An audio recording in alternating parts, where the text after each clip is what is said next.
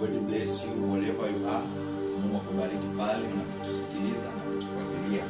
Natamani tushirikiane maneno ya Mungu saa hii na wakati huu, neno ambalo litatujenga na kutuimarisha kwa ajili ya kuendelea kutembea na Mungu, lakini pia kwa ajili ya kuendelea kuishi ndani ya Kristo. Natamani leo tujifunze kupitia kitabu cha Mathayo ile mstari wa 9, lakini kuanzia mstari wa 18, ambao maandiko yanasema, alipokuwa akiwaambia hayo, na tazama akaja jumbe mmoja akimsujudia akisema, binti yangu sasa hivi amekufa, lakini njoo uweke mkono wako juu yake naye ataishi. Mstari wa 19, akaondoka Yesu akamfuata pamoja na wanafunzi wake. Mstari wa 20, tazama mwanamke aliyekuwa na ugonjwa wa kutoka damu miaka 12 alikuja kwa nyuma akaugusa upindo wa vazi lake, kwa maana alisema moyoni mwake, nikigusa tu upindo wa vazi lake nitapona. Hasa kwenye ulimwengu huu na kwenye dunia hii, namna ambavyo imani ni kitu cha muhimu kwa kila ambaye anamwamini Mungu fulani au anaamini kitu fulani ambacho anakiabudu. Utakuja kugundua, niliwahi kusikia kwenye dini fulani au kwenye watu fulani, ili uqualify kuingia kwenye hicho kikundi ni lazima uwe una imani. Maanake si tu kwa Mungu tunahitaji kuwa na imani, lakini hata kwa shetani au kwenye miungu mingine inahitaji mtu mwenye imani. So ni kwa namna gani imani ni kitu cha muhimu kwa kila ambaye anamwamini Mungu, lakini pia kwa kila ambaye anategemea kupata chochote kutoka kwa Mungu. Sasa tunaona hawa ni watu wawili wenye imani tofauti, ambao huyu mtu wa kwanza alikwenda kwa Yesu akimwendea. Kumbuka wakati huo Yesu hakuwahi kufufua, hajawahi kutenda muujiza wa kufufua, hakuna aliyewahi kujua kama Yesu anafufua, lakini huyu mtu alikuwa na ujasiri, akamfuata Yesu, akamwambia binti yangu amekufa. Na utakuja kugundua, ukisoma chini utaona kwamba kuna watu walikuwa tayari nyumbani kwake wakiwa wameandaa mazishi, lakini imani ya huyu mtu ilishindwa kuamini kwamba mtoto wake amekufa, akaamini kwamba mtoto wake anaweza kuwa hai. Lakini huyu mama alikuwa anateseka miaka 12, lakini bado imani yake ilikuwa hai, haikumuonyesha kukata tamaa. Bado akaamini kwamba ugonjwa wake pamoja na kila kitu kupoteza alichokuwa nacho, akaamini siku moja anaweza kupona. Sasa nataka tujifunze nini au tunapata nini kwenye haya maandiko? So moja kati ya kitu ambacho tunakiona ni tafsiri ya kwamba kila ambaye amekata tamaa ni ishara ya kwamba imani yake imeshambuliwa, ni ishara ya kwamba imani yake kuna namna imedhoofika. Kwa sababu hawa watu, huyu baba aliyemwendea Yesu akaenda nyumbani kwake kwenda kumfufua mtoto wake. Huyu mtu imani yake ilikuwa hai kiasi kwamba haikumruhusu kukata tamaa kwamba mtoto wangu ameshakufa, haiwezekani tena. Kwa yoyote yule ambaye unamwona amekata tamaa, kabla ya yeye kukata tamaa, tayari imani yake ilishashambuliwa. Kwa sababu moja kati ya kitu ambacho tunajifunza kwa hawa watu ambao wameandikwa kwenye maandiko, kwamba imani yao iliwapa ufunuo. Imani ya huyu baba ilimpa ufunuo kwamba mtoto wangu anaweza kuishi.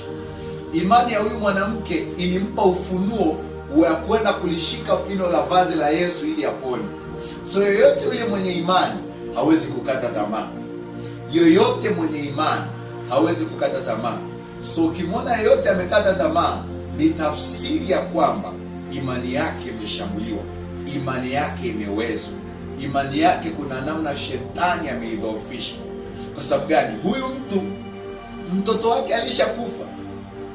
Kama pengine kwenye maisha yako kuna vitu vimekufa na umekata tamaa, lakini huyu mtu kwa sababu gani hakukata tamaa? Ni kwa sababu alikuwa na imani. Mwanamke aliyetoka na damu miaka 12 akasema yaani imani yake ilimsaidia kuwa na ufunuo. Hakuna mtu yeyote ambaye aliwahi kupona na upindo wa vazi wa Yesu, lakini kwa sababu ya imani ya huyu mama ilimuonyesha akishika upindo wa vazi atapona. Maana yake nini? Imani ulionayo itakupa ufunuo wa kuendelea mbele. itakupa ufunuo au kutokukata tamaa katikati ya ulimwengu huu na dunia hii iliyojaa changamoto na magumu na mapito. Moja kati ya kitu ambacho adui anakiachilia kwenye kipindi cha mwisho ni kuachilia roho ya kukata tamaa.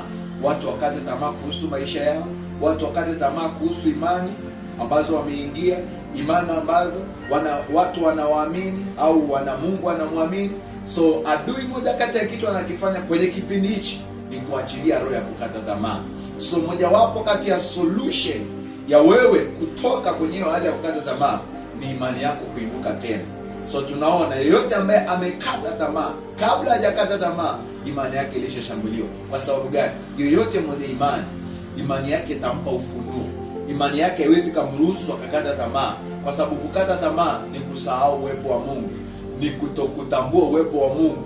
Unadhani kama Mungu hawezi kukusaidia tena, hali ulionayo ndio imeisha. Lakini huyu mama alijua kwamba Mungu na maisha yake bado haijaisha. Yule baba alijua kwamba Mungu na maisha yake bado haijaisha, mtoto wangu anaweza kufufuka. Natamani tuombe maombi mafupi hapo ulipo, tukimwambia Mungu vitu vitatu. Kwanza, God, oh Lord, rise my faith. Mungu, inua imani yangu. Yamkini imani yako ipo chini, yamkini imani yako haijajengwa, lakini natamani tumwambie Mungu, inua imani yangu.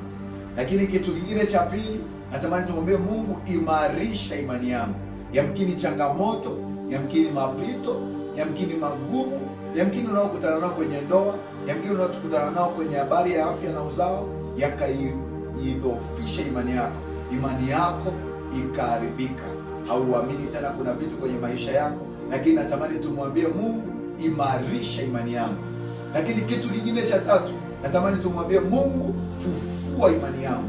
Yamkini adui ameua imani yako kwa mambo ambayo ameyasukuma, ameyaachilia kwenye maisha yako, yakaiua imani yako. Natamani tumwambie Mungu, leo saa hii ifufue imani yangu tena, ifufue imani yangu tena. Na ninaomba katika jina la Yesu, yeyote ambaye unatazama na kufuatilia video hii, popote pale unapotutazama na unapotufuatilia, Mungu aiinue imani yako tena, Mungu aimarishe imani yako tena, lakini Mungu aifufue imani yako tena. Warumi 8:11 anasema, yule roho kadhalika na roho aliyoko ndani yetu huiuisha nafsi zetu. Maana yake anaweza akaiuisha hata imani yako, aiuishe imani yako tena, aifufue imani yako tena, in the name of Jesus Christ, in the name of Jesus Christ, in the name of Jesus Christ. Mungu aimarishe imani yako, Mungu ainue imani yako, lakini Mungu afufue imani yako tena. Shalom.